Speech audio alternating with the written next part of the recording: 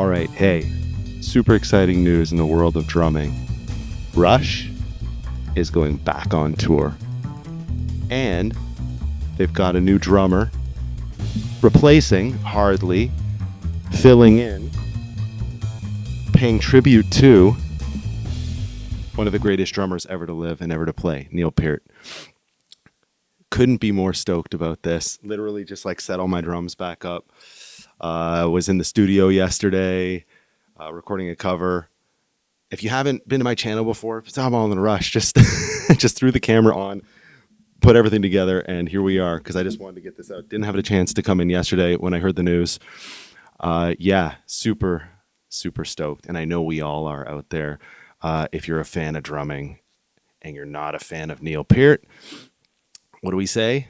Kick rocks, eat dirt, lose my number, nerd. That's all I got to say, seriously, because I know there's a small subset of people out there that are like claim to be drummers, but then don't like Neil Peart's drumming. Let's all just make sure we understand the gigantic contribution that man and that band made to music. Simply Tom Sawyer, the drum solo in that, created countless young drummers, and it reinforced my love for drumming when I first heard it. Gives you goals, you know. How many drummers have learned that song as part of their journey to the next level? I'm getting goosebumps, you know. So their drummer is a lady, a wonderful, amazing drummer, female drummer, just mind-blowingly talented. I can't wait to see how she approaches all of Neil's stuff. I watched Rick Beato talk about this morning, and I agree with him when he says, I hope that she doesn't just try and cover all of Neil's parts. I hope she tries to do her own like unique swing, and because she's just got such a cool style, man. You want to talk about someone in everything drummer? That's Anika Nilles, if I'm saying her name right. I think even Getty calls her Niles. I don't know which one's right, but yeah, if you want to talk about someone that has multiple skills and is like the most well-rounded drummer around, we're talking about this lady. Unbelievable. So yeah, here's what I heard when I was in the studio yesterday. Couldn't believe it. Well, we're being coy. Listen, something I want to talk to you about. Okay. Yeah. You've been coming over to my house, and we've been coming down into the studio for years. Years. We wrote so many songs in here. You slept on that couch. Memories.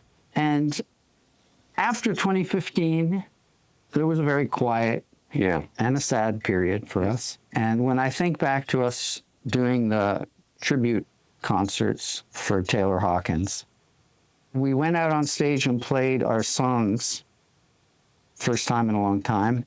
There was a special feeling attached to that. Bittersweet. Yeah. Because of obvious reasons. When we started jamming again down here, it was like a continuation of that moment. The more we played our old songs for fun, Yeah.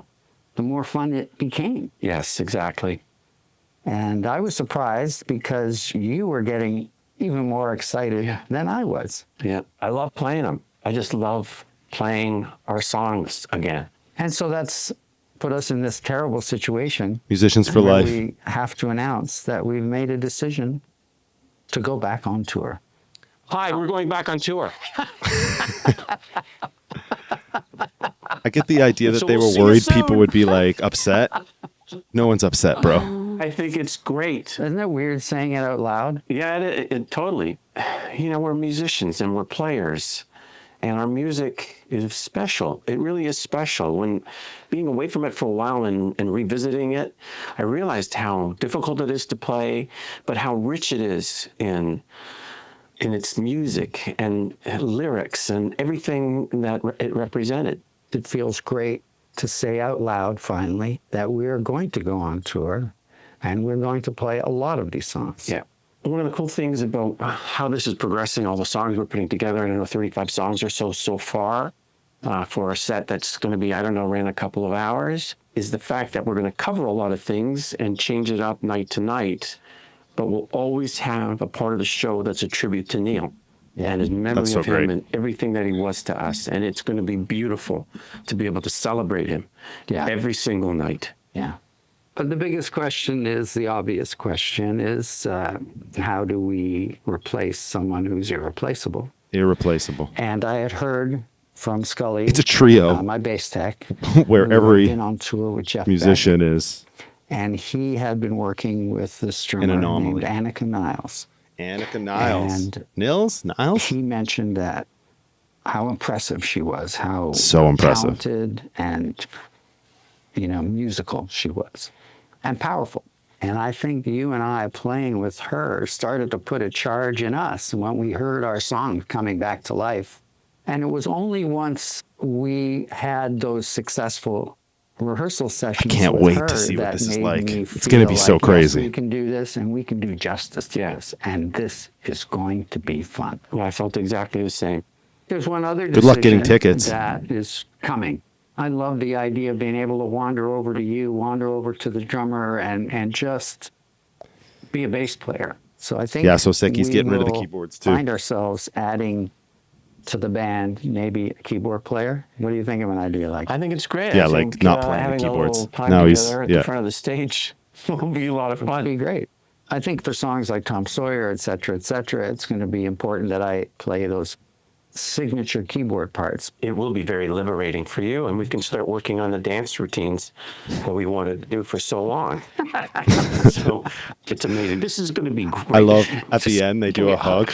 This part.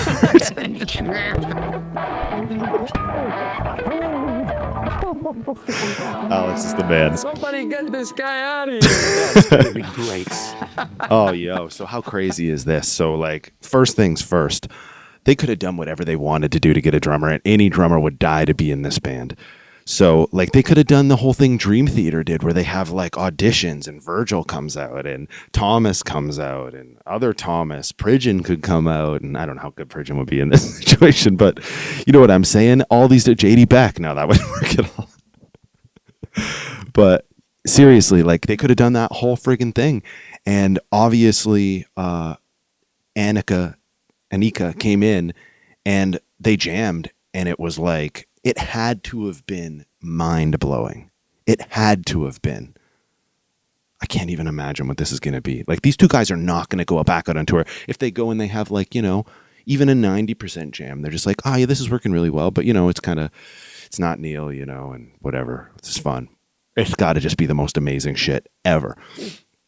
35 songs that they are going to rotate night to night. I don't even care who you are, trying to learn all those Rush songs verbatim is just like not even a possibility.